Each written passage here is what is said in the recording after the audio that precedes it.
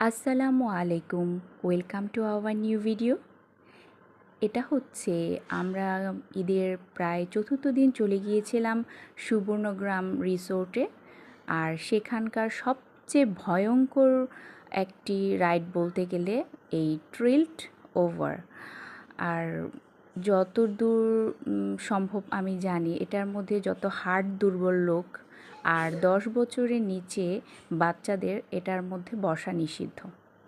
তো দেখতে যতটা আপনারা কেমন দেখছেন জানি না, ভিডিওতে কেমন দেখা যাচ্ছে, তবে আমি যতটুকু সামনে দেখেছি মানে পুরোপুরি আমারই মাথা ঘোরাচ্ছে, এমন ভয়ঙ্কর একটা রাইড।